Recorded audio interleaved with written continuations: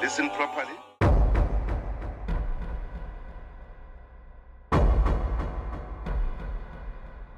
Welcome back to the Voetsak Files, where we have zero patience for hypocrisy and even less for hate, and absolutely none for people who celebrate someone's death from behind a keyboard. Now, today's episode is more serious than what you're used to from my channel. But yeah, it's not going to be comfortable, because what we're here to talk about isn't just politics. It's about basic decency, something a certain South African loudmouth clearly doesn't understand. So let's talk about the disgusting comment from Nota Baloyi, the so-called music executive who thought it was okay to mock the assassination of conservative activist Charlie Kirk. So here's what we know actually happened.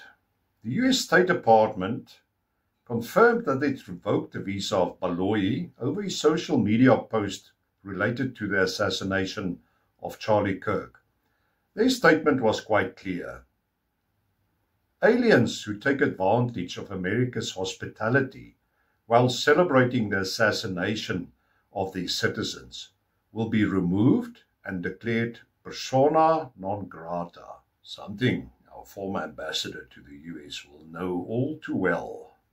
So Baloyi was identified by multiple outlets, including Reuters, IOL, and AP News, as a South African music executive who clearly believes vile tweets counts as courage. Baloyi posted the following disgusting message on X. Neanderthals can't have their cake and eat it. This weekend they went openly anti-black racist, and now they heard that the racist rally ended in attempted martyrdom. Charlie Kirk won't be remembered as a hero.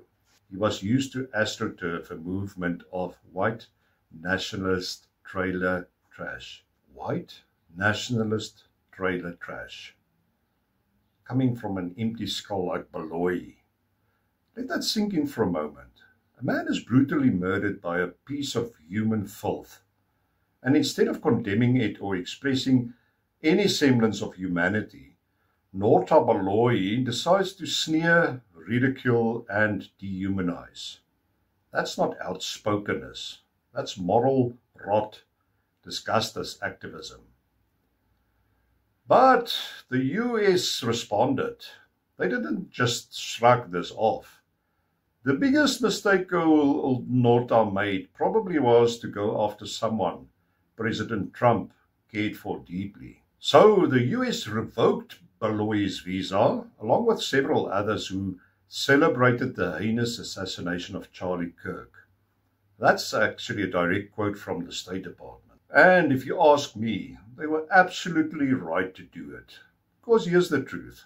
You don't get to enjoy America's freedoms, hospitality, and opportunities, and then spit in their face by celebrating the assassination of an American icon. The hypocrisy is staggering.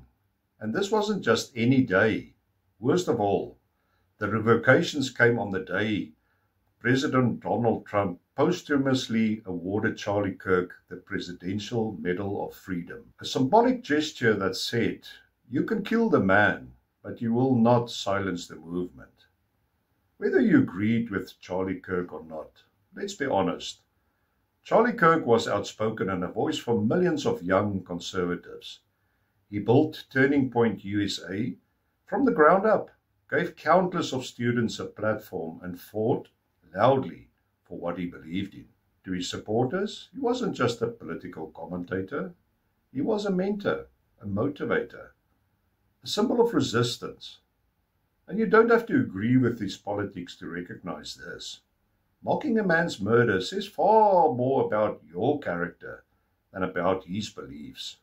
And that brings us back to Mr. Nota Baloyi, a man who, instead of composing music, apparently composes hate tweets. And of course, he's someone who has already danced on the edge of hate speech cases before the unfortunately useless South African Human Rights Commission. Yet he clearly still hasn't learned a thing about dignity or restraint. Let's call this what it is. Pure, unfiltered arrogance from a moron addicted to attention. Nota, you called Charlie Kirk what? White nationalist trailer trash? So what exactly does that make you? I would have loved to spell it out in language even an empty skull like you might understand. But I won't sink to your low depth. It makes you the embodiment of the same hate you claim to oppose. Then you ever wonder why so many around the world roll their eyes at the South Africa so-called activist class? It's because of people like Baloyi who hide behind race and slogans while spewing venom. Now, let's just flip the script for a moment. So just imagine someone overseas mocked the death of a South African icon, or said, well, he got what was coming. They'll be howling and demanding for accountability. But when it's an American conservative, suddenly all morals go out the window. Real principles don't depend on skin color or political affiliation. Real decency doesn't take sides. And anyone who celebrates the murder of someone like Charlie Kirk forfeits their right to even be called a human being.